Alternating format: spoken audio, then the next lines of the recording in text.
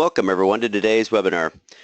First off, we want to apologize. One of our speakers here today is experiencing some technical difficulties out of the UK connecting up with us. So we're going to go ahead and run through the second part of the presentation here with Vaibhav.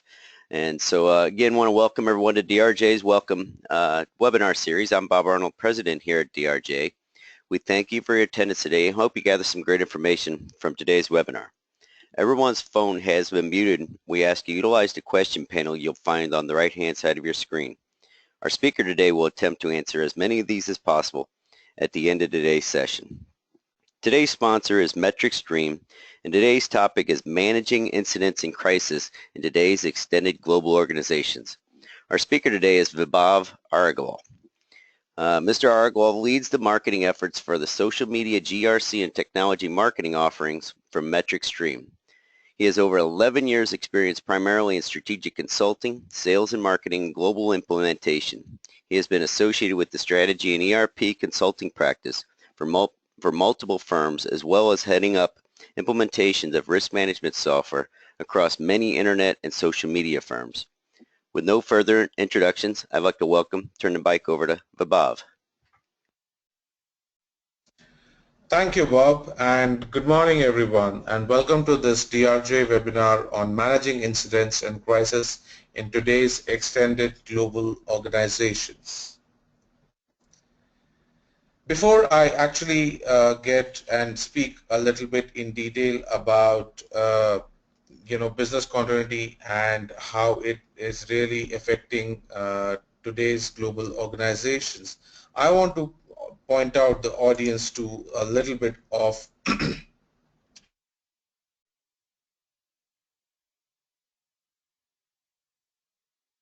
the 1990s as actually a structured separate discipline. But at that time, obviously, it was quite disparate in nature. You had security and law enforcement doing some part of it. You had, some part of it in risk and insurance. You had the fire services, and in some cases a disaster recovery force that was available to you in case of national calamity struck. And then some part of it was still with the IT teams, especially related to rebooting a server, or if a network cable is snapped out, bringing it back and things like that. That was actually the age of globalization. IT was just catching up, and business continuity was still evolving.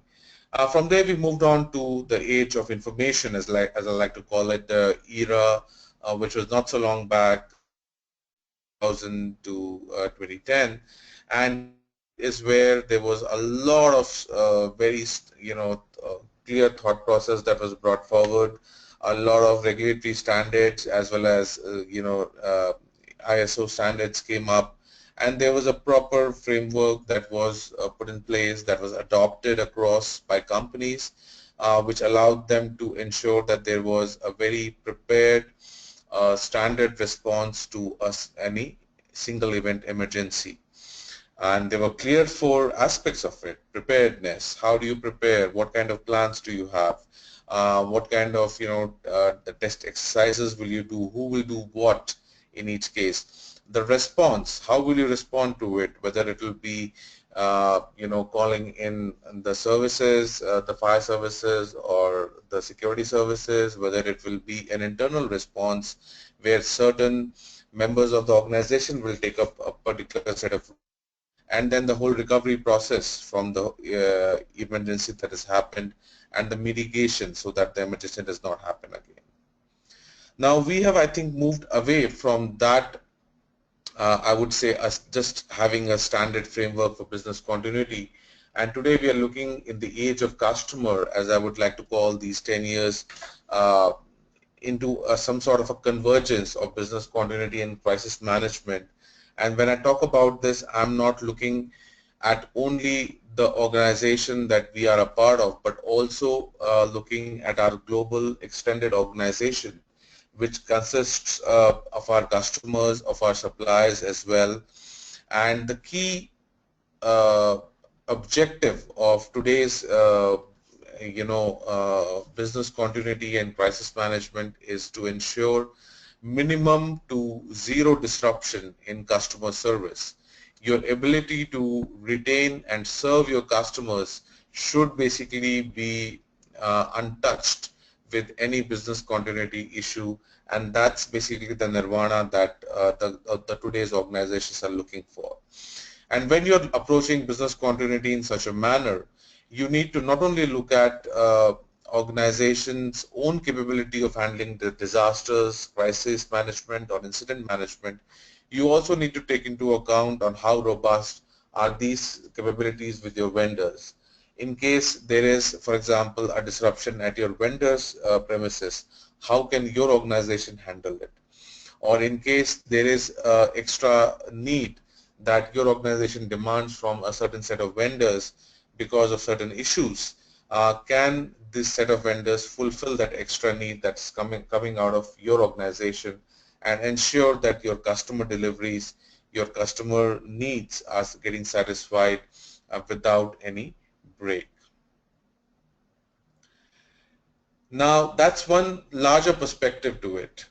But then there's another perspective to it which basically got highlighted first, I would say, with the Target breach that happened in 2014. And since then is a topic of many discussions that I have been also a part of. In Target, when the whole cyber breach incident was probed, and obviously you would already know, but I would like to remind the audience over here that ultimately the CIO and CEO of Target resigned because of this whole business continuity issue. The, mm, the point of entry or the point of failure was actually not within Target's own organization, but with an HVAC vendor. Now, if I had told you this before this incident, probably you would have laughed. How would an HVAC vendor be the point of failure for one of the biggest security breaches that took place in this era? But that is true. And what had happened was one of the HVAC vendor systems were compromised. The entry into the outer wall of Target's information systems was gained through the username and password which was stored with that HVAC vendor. And through that, after that, the hackers had a ball of a time. They were easily able to get to the point of sale system and wreak havoc on Target's Black Friday sales. So one such great example that your business continuity incident may not be as internal as you may think it is. Recently, last year, we had the whole fiasco of a power cut at Heathrow, which left thousands of flights leaving without baggage, thousands of holiday goers reaching their destinations without their baggage. The whole, carousel management system stopped working. There was a complete breakdown for about 3 hours. Again, this issue was also traced back to one of the suppliers, and he did not follow the right processes. He did not manage the whole thing that he was supposed to manage, and ultimately it resulted into a crisis or an incident which had to be contained, and there was a whole business continuity issue that came out of it, which sort of left the Heathrow airport without power supply in part of it for at least 3 hours. So what's really powering this age of customer, and why am I talking about the new dimensions that I'm talking about? The first two things are fairly obvious, and they are applicable to even without the extended organizations. But the reality is that today, as many more devices are connecting to the web, you also need to have your customers, to have your vendors, to third parties gaining access of your system. And necessarily not is all this access governed for risk, for compliance in the most proper manner. And your systems, your operational assets as well as your IT assets are hence getting more and more vulnerable to as more and more access points are created. So whether it's physical access into your office premises or into your data center premises, or whether it's logical access into your network server, it basically exposes you that much further to a business continuity issue. And then you have that Stuxnet type attacks. I mean, these are attacks that are becoming more and more common, where your operational assets are actually targeted through cyber attacks. And again, it goes back to the first point that you are creating more and more doors for these kind of attacks to happen.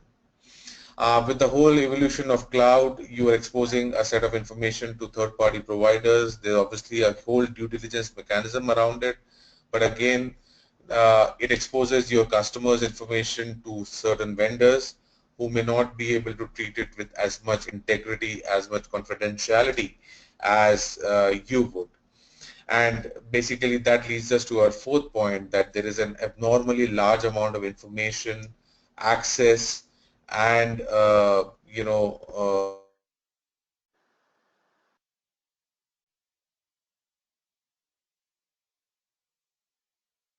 into the organizational premises, and that sometimes leads to unforeseen issues which need to dealt with in a much more cohesive manner.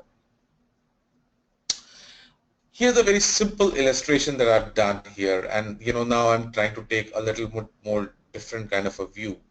Uh, in many cases, actually your vendor's business continuity issues are actually a part of your business continuity issues. And as you can see in this illustration of mine, if your vendor's manufacturing is actually disrupted because of a super cyclone which is happening somewhere in India, it actually disrupts your own supply chain. And unless you are able to anticipate and counter that kind of a disruption with a remediation plan, your business will not remain stable.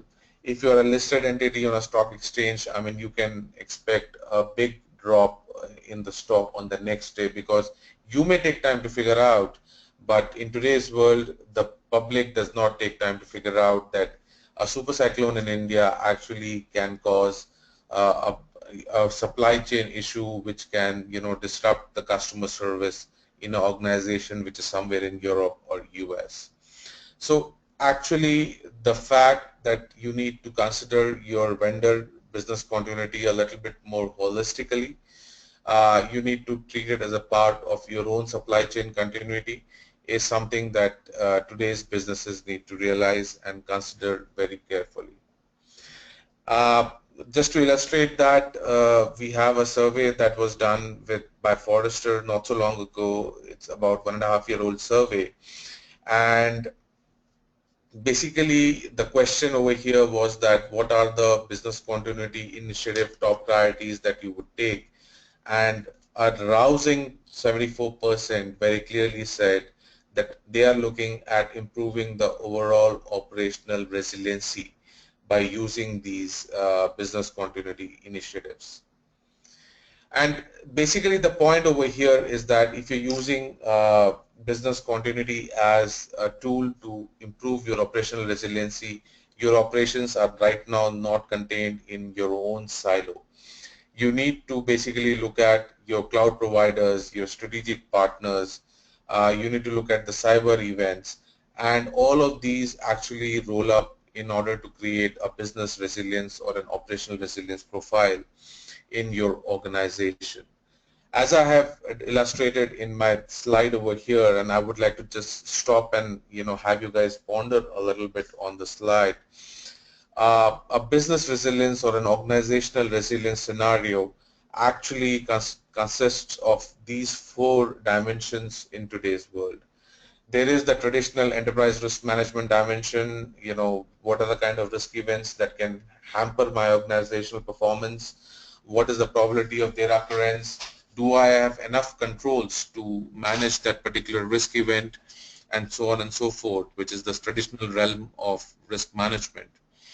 You have the standard business continuity realm, which is about how far or how easily can you recover from an adverse event, and the cybersecurity realm, which is increasingly becoming important as more and more information gets digital.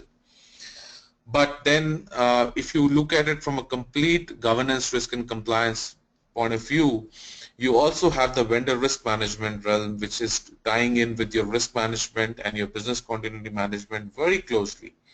You're looking at doing a proper onboarding due diligence and a continuous due diligence on your vendors. You're looking at ensuring that the information that is shared with them is vetted carefully, so that it does not relate or become into a cybersecurity issue.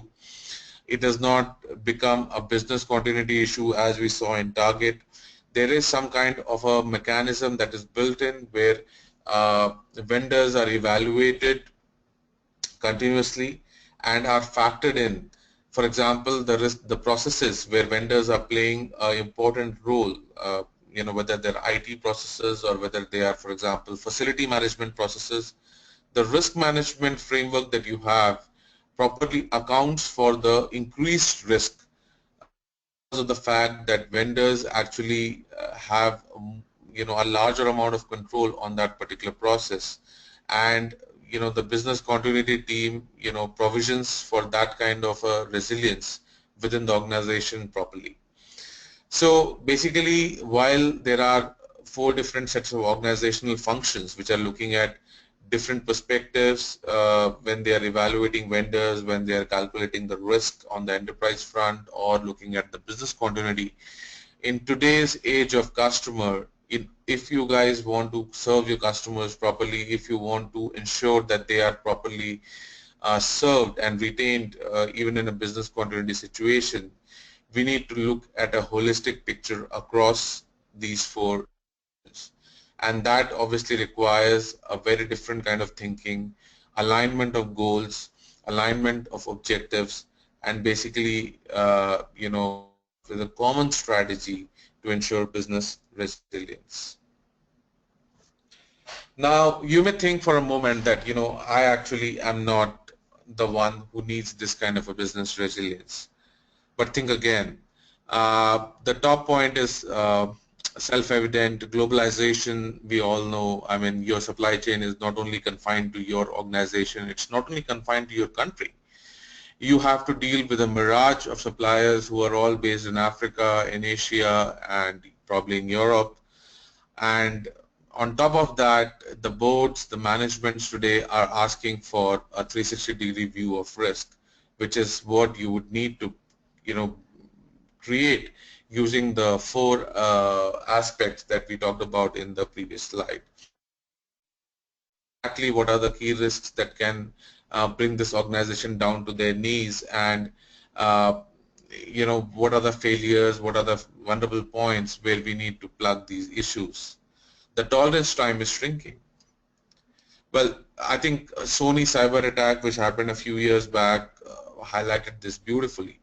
Where obviously the organization was on its knees for weeks, but the clamor that was there happening all over the place within employees, business partners, content providers, and content consumers was that, oh, come on, that's too much. I mean, we are looking at organizations these days which can spring back up from a disaster within 10 minutes, not within 10 hours, and not definitely within 10 days. And that requires you to understand the ripple effect of the disasters, understand that there is a coordination that is required between a lot of different functions, even outside the organization's realm. Your vendors, your suppliers, are there redundancies built in into their supply chains? Is there a PR firm that can handle the reputational and the branding damage that may come out of your business continuity issue? So there is a lot of convergence that needs to happen. There is a lot of lockstep approach that needs to be taken when handling any particular crisis or any particular incident. So some of the clear competencies, and here I'm coming to the solution part of it now that I've spoken a lot about the problem and how things need to come together. Basically, it all starts with creating a culture of risk and business continuity awareness. It's not the job of just the business continuity team or the extended information security team, but essentially it's the culture of risk and business continuity that has to seep in through the whole organization. I was speaking to one of the prospects that we have here in MetricStream, and they gave me a very interesting illustration, and they said that their business continuity team actually directly reports to their customer council, and this customer council consists of the CEO, the COO, as well as a high level of vice presidents who are directly looking at customer facing operations, and this is one of the largest banks in Asia Pacific region. So basically, the business continuity is directly reporting to customer-centric part of the business, and they are directly looking at ensuring that right from the top, you're setting a tone which is percolated down, to ensure that there is a risk and business continuity across the organization. The second is, how do you bring the change in the behavior? Well, you need to clearly set the policies, the procedures, the roles that each person has to play. And when I say person over here, I do not mean only the people in your organization. You need to take your vendors, your suppliers, even sometimes third parties, which may not be vendors yet, into confidence and tell them that, hey, if there is an issue with this particular supplier, here's the process that I'll follow and you fit in here. And we will do an exercise just to check if everything is working fine in probably a month from now and things like that.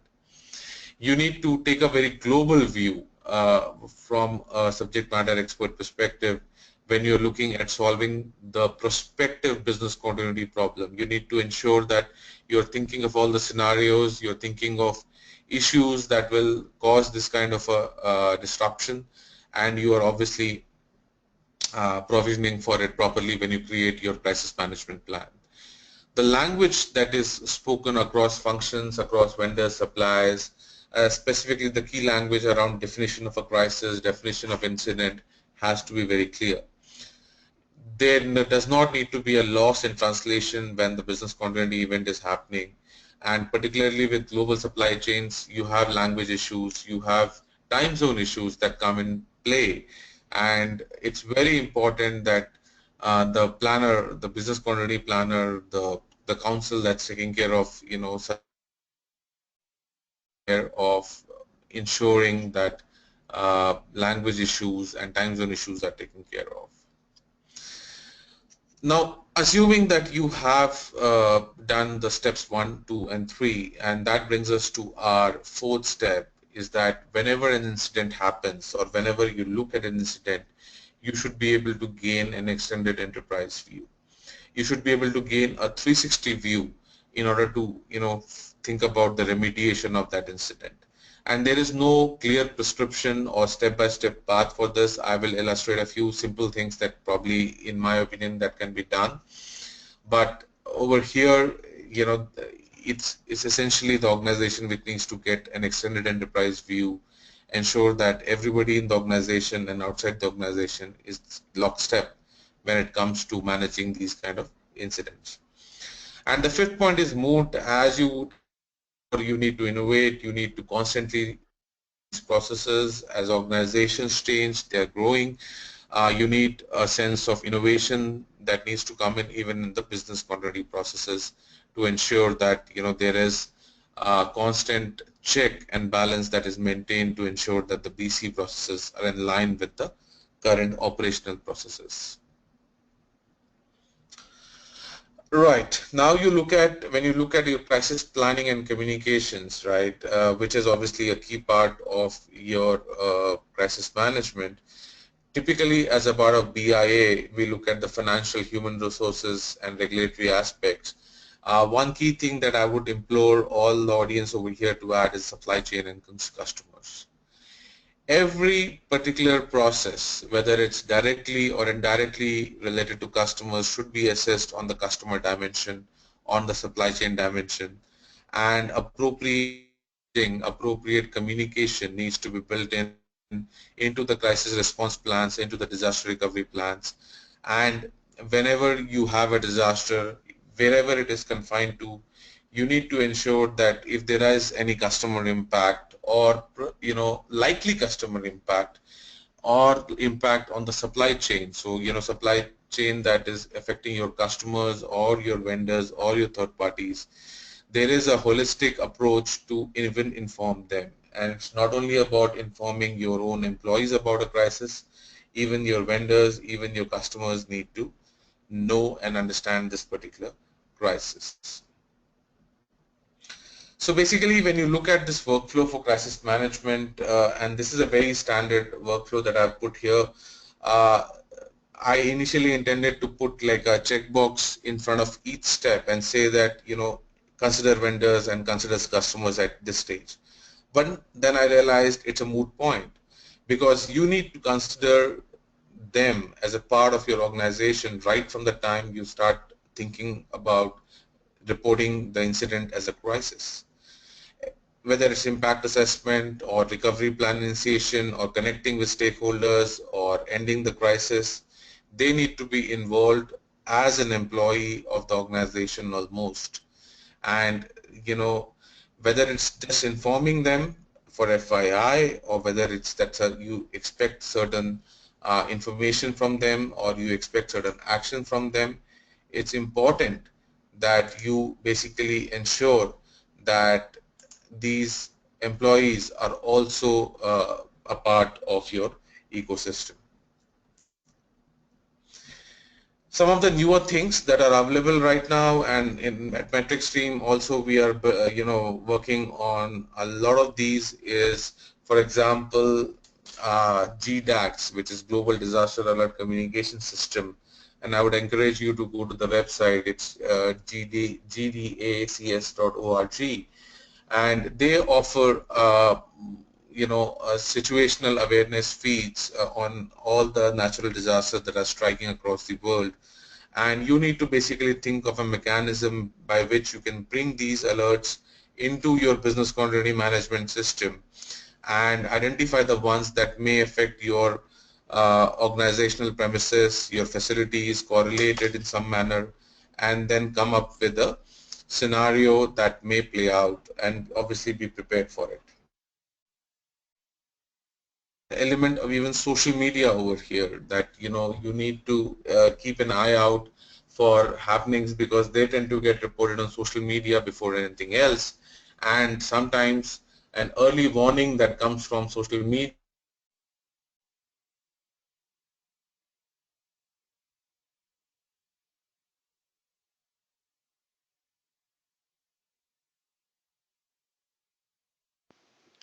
Bob, I think we've lost audio for our speaker here today. of confirmation that is required, but an early warning is most of the times good rather than bad or okay. So your ability to do that should be easily monitored, or it should be available. Right. So with that, actually, I actually have come to my last slide, which is how do you look at your business continuity and your crisis management program. Bob, And can I chime in? typically, I would. Bob, I'm sorry to interrupt you there. I have several questions. We lost audio, and several folks are asking for the URL again for the monitoring of global events, if you could.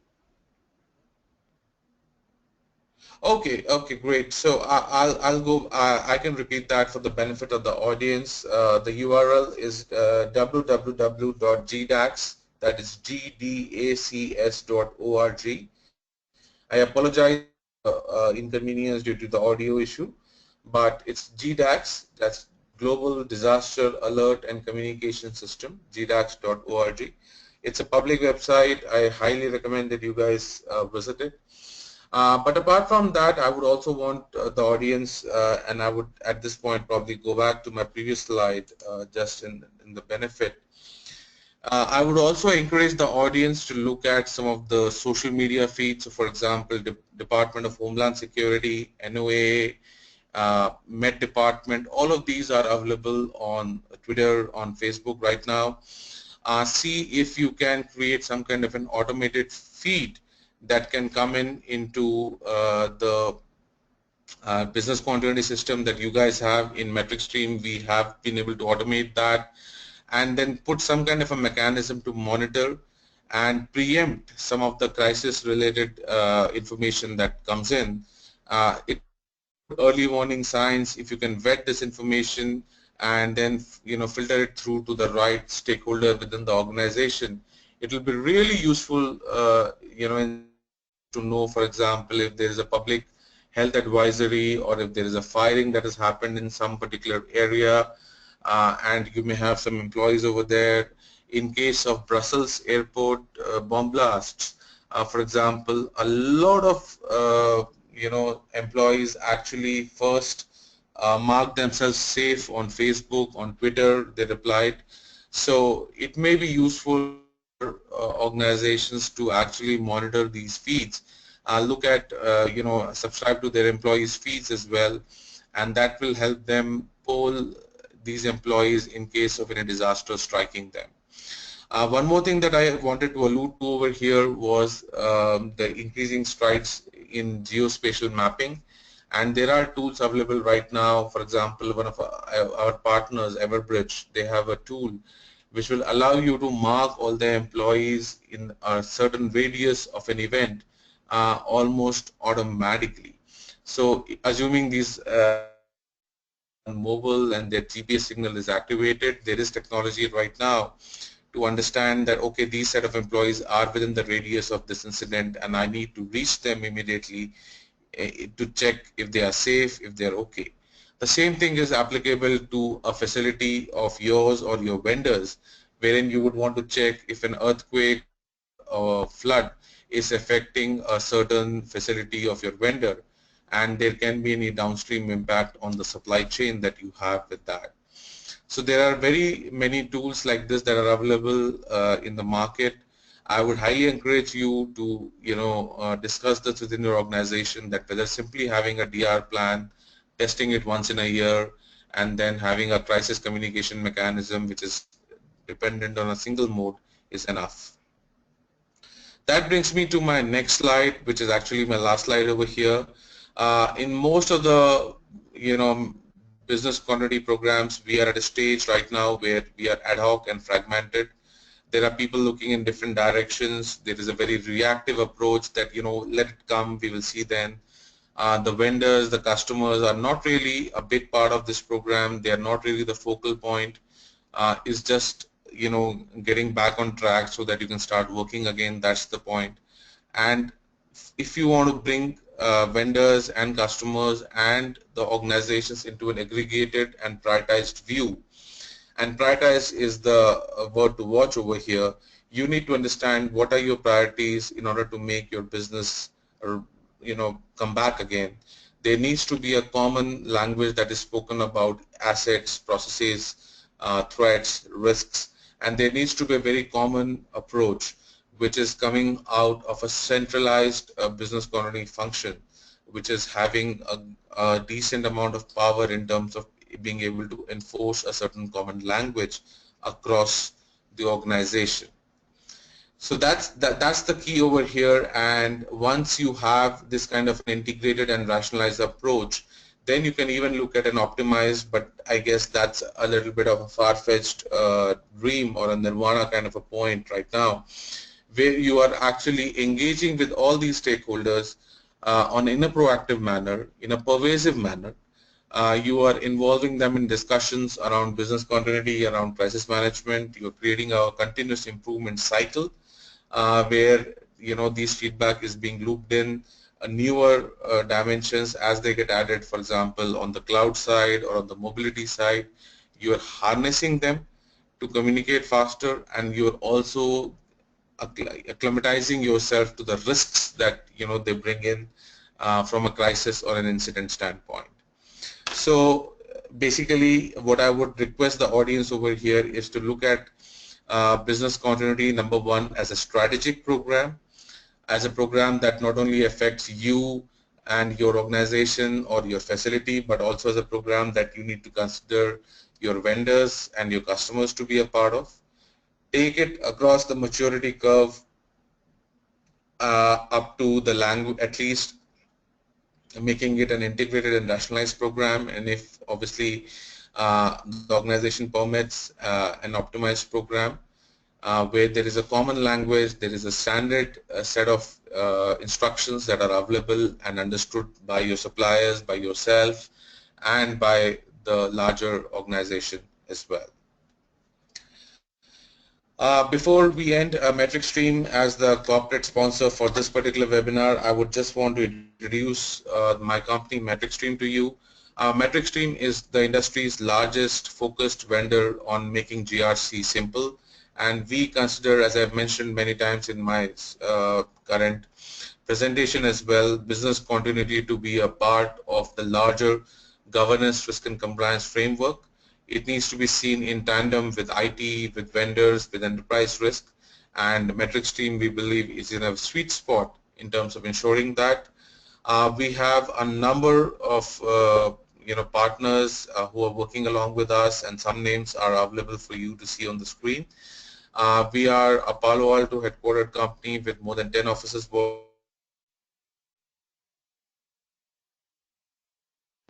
leading VCs such as Goldman Sachs and Sageview Capital. And business continuity management is one of our top 10 selling apps right now as I speak. So I would really encourage the use cases that you may want to take back to your organization. I think my colleague Steve, who was also supposed to be here, he is not able to.